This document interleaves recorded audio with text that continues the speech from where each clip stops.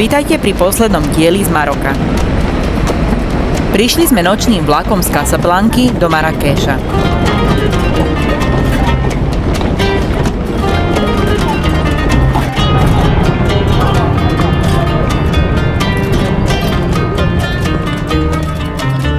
Taxíkom sa odvezieme do starého mesta do Mediny. V Marrakeši platí pravidlo, že žiadna iná budova nesmie byť vyššia ako minaret mešity Koutoubia. Marrakeš je známy aj spracovaním kože. V starej Medine sú verejné pekárne. Veľa domov dodržiava dodnes tradíciu, že si chlieb nepripravujú doma v rúre, cesto vyformujú a zanesú do miestnej komunitnej pekárne. Tradičnými domami v Maroku sú riády. Zvonku vyzerajú domy v Medine ako staré hlinené múry bez okien, často pôsobia až ošarpane. Je to preto, aby nebolo vidieť bohatstvo majiteľa. Keď však otvoríme dvere, ocitneme sa v riáde, v luxusnom paláci s vnútorným nádvorím, fontánou, pomarančovníkmi a bazénom.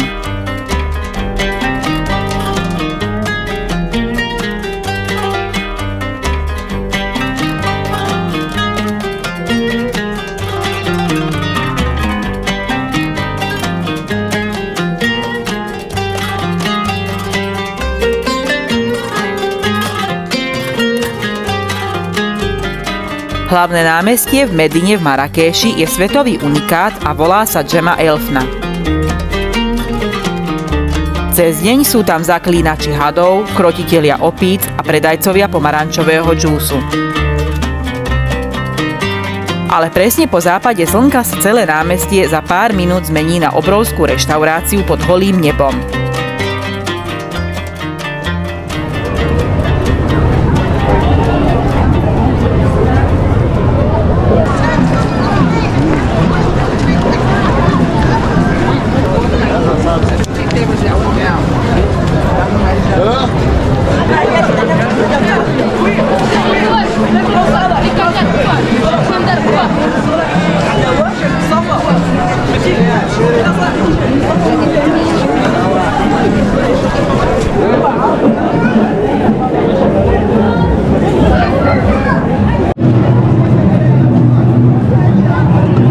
Chceš niečo jesť, alebo nie? Asi aj, hej.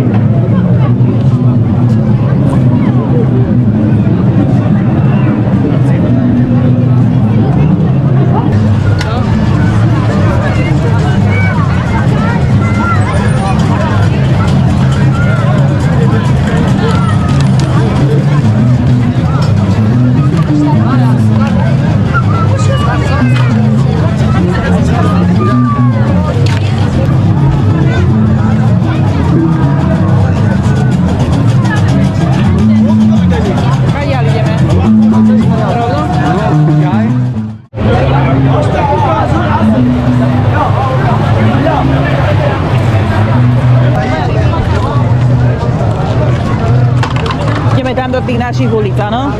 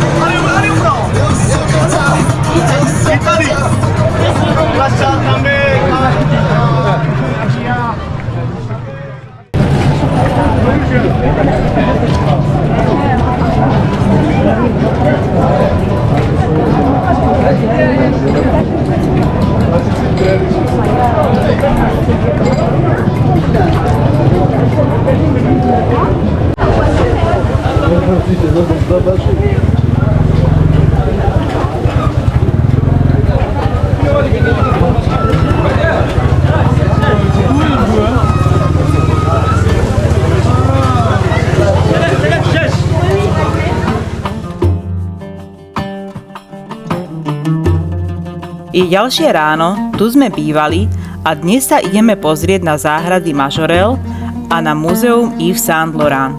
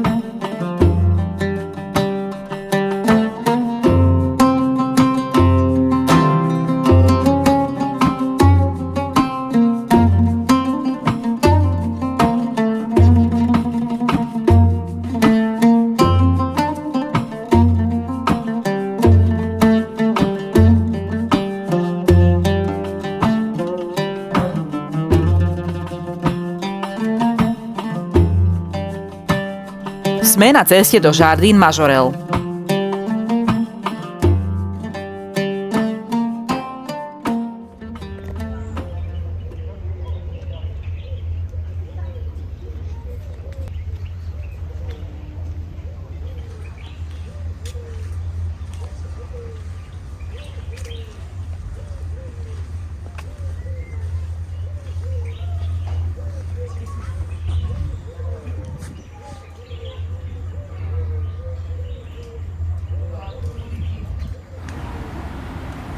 Záhrada pôvodne patrila francúzskému maliarovi Jacquesovi Majorelovi.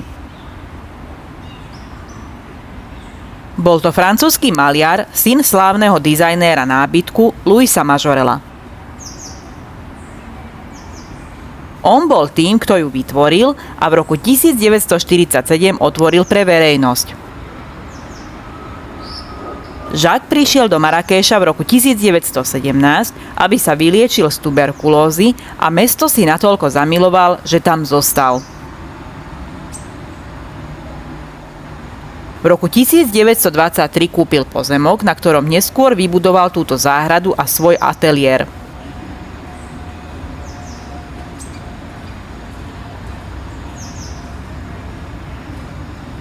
Záhrada bola jeho celoživotným dielom, ktorému sa venoval takmer 40 rokov.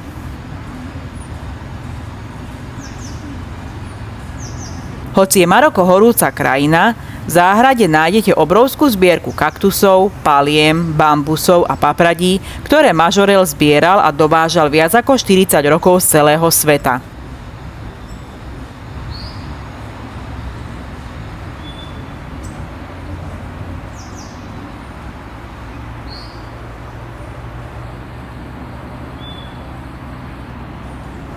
Ikonická síta modrá farba, ktorú vidíte na vile, sa oficiálne volá Majorel Blue.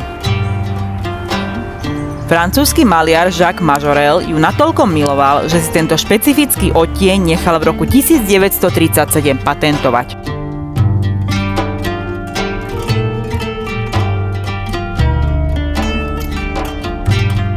Inšpiroval sa modrými obkladačkami a oknami, ktoré videl v marockých kasbách.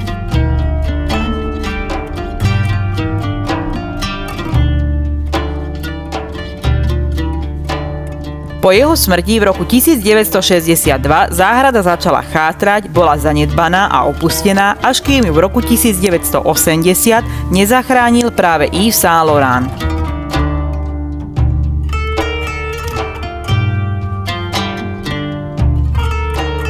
V 80. rokoch mala záhrada takmer zaniknúť. Plánovalo sa, že ju zrovnajú so zemou a postavia tam hotelový komplex. Keď sa to dozvedel módny návrhár Yves Saint Laurent, ktorý tu v Marrakéši býval so svojím partnerom Pierrom Berger, okamžite ju kúpil, aby ju zachránil pred developermi.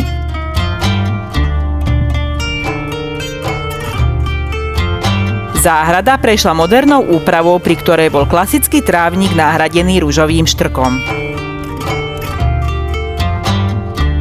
Urobili to z ekologických dôvodov kvôli šetreniu vody, ale aj preto, aby farba štrku ladila s typickou ružovo-červenou farbou Marrakéša.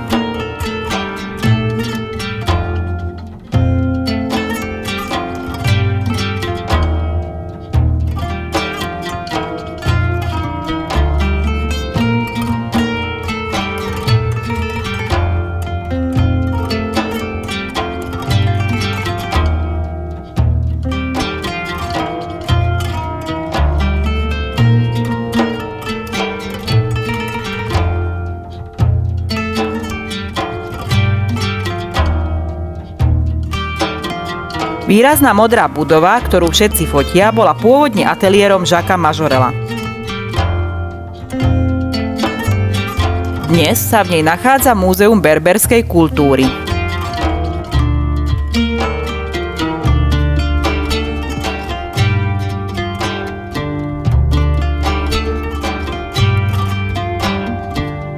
Pre Yves Saint Laurenta bola táto záhrada takým dôležitým miestom a zdrojom inšpirácie, že po svojej smrti v roku 2008 bol jeho popol rozptýlený priamo v tunajšej ružovej záhrade.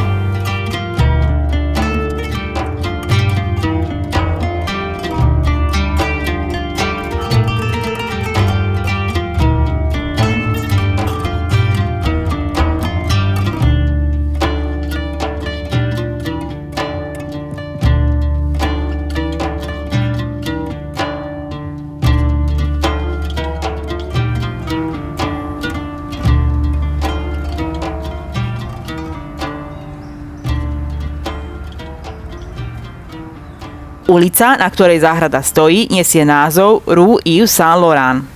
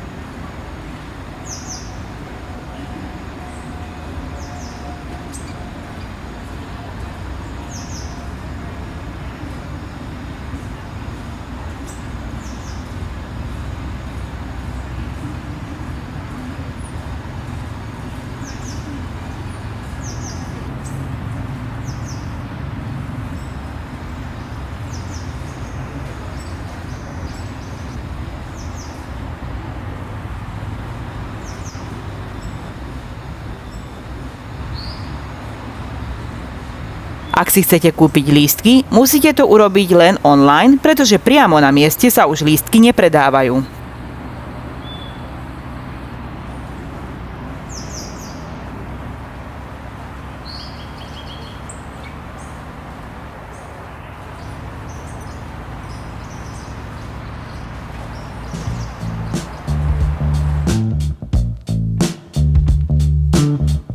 Múzeum Yves Saint Laurent sa nachádza len pár metrov od záhrady Jardin Majorel. Budova je navrhnutá tak, aby pripomínala štruktúru tkaniny. Tehly na fasáde sú usporiadané do vzorov, ktoré vyzerajú ako väzba nite v látke. Je povinnou jazdou pre milovníkov módy a dizajnu.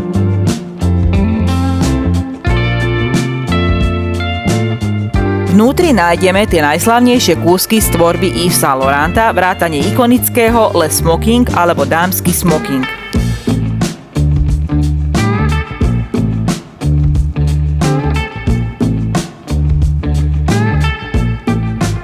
Keďže textil je veľmi citlivý, múzeum má špičkový klimatizačný systém, ktorý udržuje presnú vlhkosť a teplotu, aby sa vzácne róby nerozpadli. Toto múzeum Marrakeši je poctou práci legendárneho návrhára.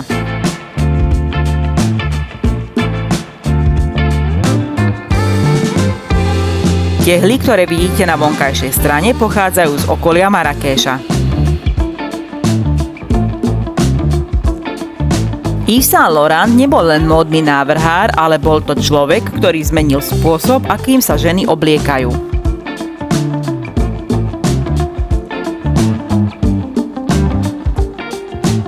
Keď mal len 21 rokov, stal sa umeleckým šéfom módneho domu Christian Dior. Stal sa tak najmladším človekom v histórii, ktorý viedol takýto významný módny dom. Hlavná výstavná sála je úplne čierna a tmavá, preto, aby vynikli farby a detaily modelov. V roku 1960 bol Yves povolaný do francúzskej armády, aby bojoval v alžírskej vojne za nezávislosť. Pre citlivého umelca to bola katastrofa. Po 20 dňoch v armáde sa psychicky zrútil a skončil v nemocnici. Kým sa liečil, tak vedenie domu Dior využilo situáciu a prepustilo ho. Keď sa to Yves dozvedel, s pomocou svojho partnera Pierra Bergeho zažaloval dom Dior za porušenie zmluvy. Súd vyhral a vysúdil vysoké finančné odškodné, ktoré sa stalo základným kapitálom pre jeho vlastné podnikanie a vlastnú značku.